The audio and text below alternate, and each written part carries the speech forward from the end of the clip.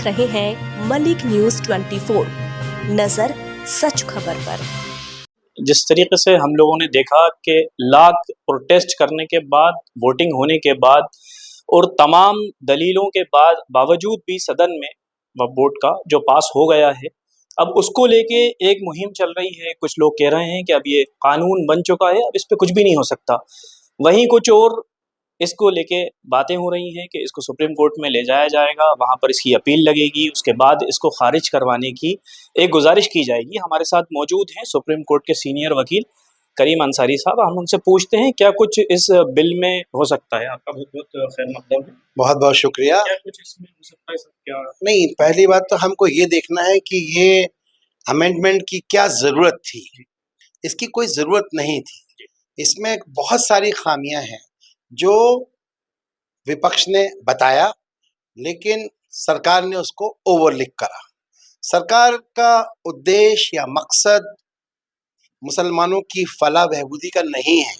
ये बिल को अगर आप देखेंगे तो इसमें आपको ऐसा लगेगा कि बिल्कुल सरकार की मंशा ये है कि मुसलमानों को प्रताड़ित करें, उन्हें परेशान करें और उनकी जो प्रॉपर्टी जो वक्फ की है, जैसे मान लीजिए कि मेरी प्रॉपर्टी है, ये प्रॉपर्टी मैं चाहूँ तो अपने बच्चों को दे दूँ, ये चाहूँ तो मैं अपने बहन भाइयों को दे दूँ, नहीं तो ये मैं अपनी प्रॉपर्टी वक्फ कर दूँ। वक्फ होता है कि अल्लाह के लिए अपनी प्रॉपर्टी किसी नेक काम में इस्तेमाल हो, जिसके लिए ये दी गई है। कोई ऐसी तो प्रॉपर्टी है नहीं जो मतलब हमने कहीं से खरीदी जबरन दी हो। अब इन्होंने जो इसमें लैप्स मोटे मोटे पॉइंट जो गलत हैं, पहली चीज तो ये गलत है कि आप वक्फ को और ट्रस्ट समझ रहे हो, तो आपको समझना पड़ेगा वक्फ और ट्रस्ट में कितना फर्क है।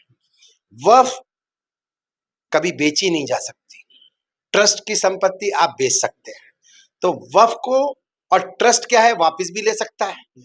वक्फ ने आपने एक अगर ग्रेवयार्ड को दे दी जगह, ये कब्रिस्तान को दे दी या स्कूल को दे दी या मदरसे को दे दी या मस्जिद बना दी, तो वो दैट शुड नॉट मूवेबल, कि आप उसको वापस नहीं ले सकते। और ट्रस्ट ले सकता है, फिर आपका जब दिल चाहा आपने उसको किसी और इस्तेमाल कर लिया। तो ये, और दूसरी चीज अभी जो उन्होंने सबसे ज्यादा गलत है कि इसमें लिमिटेशन लगा दिया कि आप 12 साल तक अगर आपने वक्फ की कोई प्रॉपर्टी पे कब्जा करा है तो आप चेंज नहीं कर सकते, जबकि वक्फ पे वंस वक्फ इज ऑलवेज वक्फ, उस पर कोई कब्जा कर ही नहीं सकता, अलाउ ही नहीं है कब्जा करना। जैसे इसमें मुसलमानों की भी गलती है कि उन्होंने कई जगह हैं जहां बहुत अच्छी प्रॉपर्टी है, उसको बहुत कम पैसों में किराए पे लिया हुआ है या उसका मिसयूज हो रहा है। उसके लिए पूरी टीम बनी है जो सरकार के नुमाइंदे होते हैं, जैसे उसका सदस्य, उसका जो सीईओ होता है या आपका कहना चाहिए उसको जो भी अधिकारी, सेक्रेटरी जो होता है, वो मॉनिटरिंग, वो गवर्नमेंट का ही आदमी होता है, वो गवर्नमेंट का सेक्रेटरी होता है, आईएएस अफसर होता है, मिनिमम कलेक्टर रैंक का अफसर होता है जो वक्फ के अंदर कमिश्नर कहलाता है, वक्फ कमिश्नर। तो मॉनिटरिंग तो चल ही रही है। अब वो वक्फ कमिश्नर क्या कर रहे हैं, उसको क्यों नहीं उन्होंने कंट्रोल कर रहे हैं जो उनको करना चाहिए। तो इनको क्या जरूरत है उसको कि अब हम कलेक्टर को पूरा पावर दे देंगे कि कलेक्टर एनालिसिस करेगा कि ये जमीन वक्फ की है या इसको हम किस इस्तेमाल करें। That is very wrong. जी हाँ सर, इसको लेके एक जो बात उसको थोड़ा मैं आपसे क्लियर करना चाहूँगा कि जिस तरीके से एक पूरी फिज़ा बनी हुई थी कि वक्फ बोर्ड अगर किसी भी ज़मीन पे हाथ रख देगी तो वक्फ बोर्ड की हो जाती है, वो कितनी हकीकत है वो बात? नहीं, किसी भी जमीन पे हाथ रखने का मकसद ही नहीं। जी, जी, जी। ये तो बिल्कुल बेवकूफी वाली बात है। जी जो हाँ। इस तरह की बातें कर रहे हैं जी, वो बिल्कुल, देखिए हमारे मंदिर हैं, जी, उसमें भी बहुत सारी जमीनें जी हाँ, मंदिर के लगी हुई हैं, जी, गुरुद्वारे में भी जमीनें लगी हुई हैं, चर्चों में भी जमीनें लगी हुई हैं, ऐसे ही मुस्लिम धर्म में भी लगी हुई हैं। जी, अब इन्होंने एक उसमें और गलती ये कर दी है जो गलत है कि 5 साल तक मुसलमान आपको रहना पड़ेगा फिर आप वक्फ कर सकते हो। What is this? जी, ये क्या आप कर रहे हो? मतलब इस बिल को बनाने के पीछे आपका मकसद जी, सिर्फ हिंदू मुस्लिम कराना है कि हमने मुसलमानों को नीचा दिखा दिया या वो कुछ नहीं करा, फसाद पैदा करने के लिए। इंटेंशन बिहाइंड इट जी, टू मेक अ डिस्प्यूट जी, एंड डिवाइड एंड रूल वाली पॉलिसी जो अंग्रेजों ने करी थी, जी, वो माफ करना कि आज हमारी सरकार वही पॉलिसी कर रही है कि जी, डिवाइड एंड रूल। जी, अरे भाई, आप बहुमत में हो, आप सबका मशवरा लो, जो बेहतर हो उसको करो। जी। हम ये नहीं कहते कि आप वक्फ में सब चीजें सही हैं, जहाँ गलत है उसको आप ठीक करिए, जी।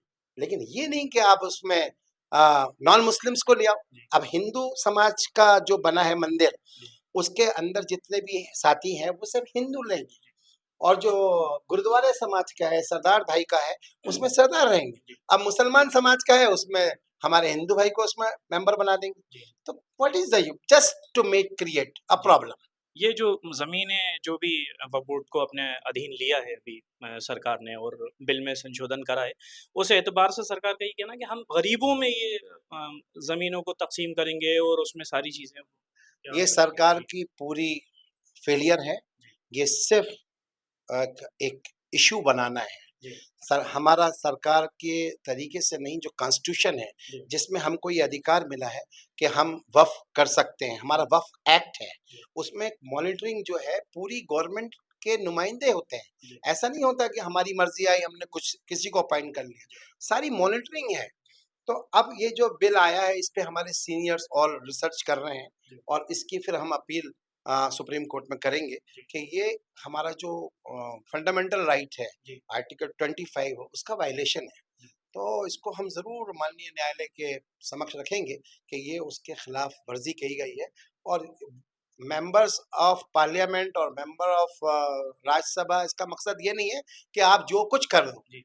तो ऊपर गुंजाइश है अभी के अभी इसमें जी हाँ, सुप्रीम कोर्ट कोर्ट है, जाके अभी बिल्कुल इसमें सारी चीज़ें हो बिल्कुल सकती हैं। करेंगे, और हमें पूरा उम्मीद है कि हमारा सुप्रीम कोर्ट इस पर बहुत जी। बारीकी से नजर रखेगा, जी। और किसी के भी अधिकारों का हनन ना हो, जी। इस चीज पर विशेष ध्यान सुप्रीम कोर्ट रखता है और रखेगा।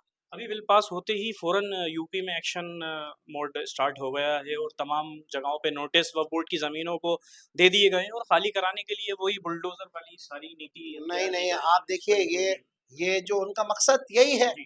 जो मैं ये चाह रहा हूँ कि हमारा हिंदुस्तान बहुत अच्छा था, जी। बहुत अच्छा है, और बहुत अच्छा रहेगा। जी। ऐसे विवाद करने वाले बहुत सारे लोग आज पहले भी थे, जी। अभी भी हैं, जी। आगे भी रहेंगे, लेकिन भारत अच्छा था, अच्छा है और अच्छा रहेगा। ये वक्ती तौर की बात है। हम सबको एकजुट होकर मोहब्बत, प्यार, अमन से कानूनी लड़ाई लड़ना है। जी। मेरा सभी मुस्लिम भाइयों से गुजारिश है कि किसी भी तरह का कोई ऐसा काम ना करें जो संविधान के खिलाफ, कोई भी झगड़ा, फसाद, बदतमीजी ना करें, जिससे लोग जो हैं वो इसका फायदा उठाएं।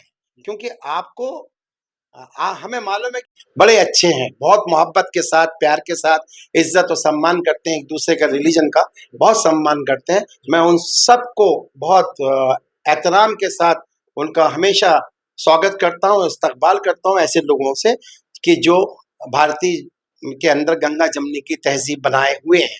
और लेकिन बस उनसे ही गुजारिश है कि संयम बना के रखें, किसी के बहकावे में ना आए, और कोई भी काम ऐसा ना करें जो इल्लीगल हो, जिससे असामाजिक तत्व और जो इस तरह के लोग मौके के तलाश में रहते हैं, वो अपना मकसद कामयाब ना हो उनका, इस बात का आप विशेष ध्यान रखें। हम लोग कोर्ट में जरूर देखेंगे और जैसा अपडेट होगा आपको बताएंगे। और हमें बहुत खुशी है कि आप इस मलिक न्यूज़ और के माध्यम से लोगों को एक शांति का संदेश दे रहे हैं कि घबराने की बात नहीं है, कोई ऐसी चीज नहीं है। वफ़ अल्लाह की किया हुआ होता है, वफ़ मतलब अल्लाह को दिया हुआ। तो अल्लाह इज वेरी निगहबान। ये सरकारें तो आती जाती रहती हैं, लेकिन Allah is the great and he will take care of his property and everything is. वारिस अल्लाह है और कोई इसका वारिस नहीं है, सब चीज फानी है और वारिस अल्लाह है, सब चीज उसकी विरासत है। बहुत बहुत शुक्रिया। तो ये थे आपके सीनियर वकील करीम अंसारी साहब, जिन्होंने साफ तौर पे ये बता दिया है कि अभी सुप्रीम कोर्ट का दरवाज़ा खुला हुआ है, इस अमेंडमेंट बिल को लेके सुप्रीम कोर्ट तक पहुंचा जाएगा और ज़रूर इसको खारिज करवाने का एक पिटीशन फाइल की जाएगी। और साथ ही ये शांतिपूर्वक अपील सारे भारतीयों से की है कि इसको लेके ज़्यादा जोश गर्मी से और अपना मानसिक संतुलन ना खोएं और किसी तरह की कोई भी उग्रवादी आंदोलन या इस टाइप का नहीं किया जाए। अगली मुलाकात एक नए मेहमान के साथ